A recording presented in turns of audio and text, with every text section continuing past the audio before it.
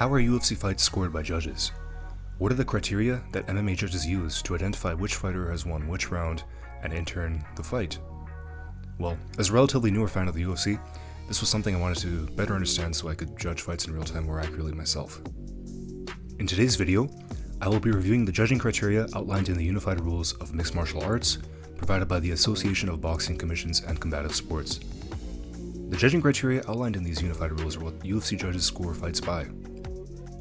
For the sake of conciseness, I will be focusing only on the judging criteria section of the Unified Rules.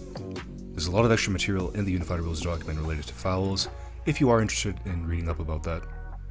I've linked the Unified Rules document in the description of the video for those interested. Let's get straight into things. From the Unified Rules, the techniques which judges are looking for when scoring rounds are striking and grappling, which is one grouping, followed by effective aggressiveness, and lastly, control of the fighting. Striking is a self-explanatory technique. The term grappling in the rules refers to submission attempts and effective wrestling like takedowns. To provide more context to the other techniques, effective aggressiveness refers to actively trying to end the fight, while control of the fighting refers more to being the one dictating the pace and enforcing where the fight takes place. For example, if I were a kickboxer and was managing control of the fight, I imagine I would need to ensure the fight continues to take place on the feet by stopping takedown attempts. Interestingly, aggression and control are technically only supposed to be considered if the striking and grappling is deemed to be even. The order of precedence in which I have listed the techniques is also the order of importance they take when scoring a round. Now that we have an idea of the techniques being judged each round, we can look at how exactly these techniques are judged. As per the Unified Rules, the factors in play when judging striking and grappling are impact, dominance, and duration. Impact refers to damage caused by striking or grappling. In lieu of striking, it is also defined as ensuring your opponent has a lack of control or ability to work. Impact is mentioned in the Unified Rules as being assessed with great value, which is understandable. Dominance, on the other hand, in striking means outstriking an opponent with little reply, and dominance in grappling refers to not only achieving an advantageous position through takedowns, but actively trying submission attempts to try and end the fight.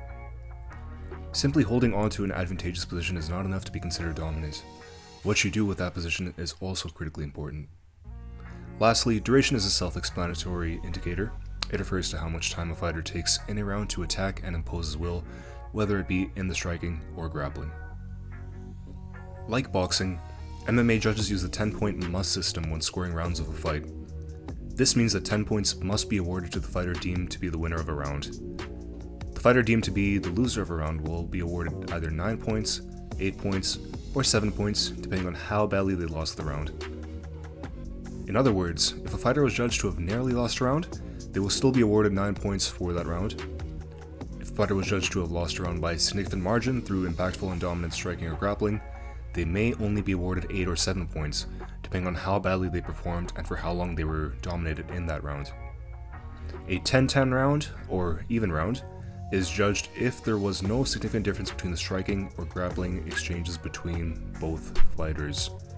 Of course, once the fight is over, and if the fight ends up going to a decision, the points that each fighter accumulated on a judge's scorecard are added up to give them a final tally, and the fighter who scored more points on a majority of the judges' scorecards wins the fight. I'd like to take this time to thank you all for watching. If you enjoyed the video, please do drop a like and subscribe. I'll be making more content related to the UFC and MMA very soon. This has been your friend, the Canadian Casual. Until next time, goodbye.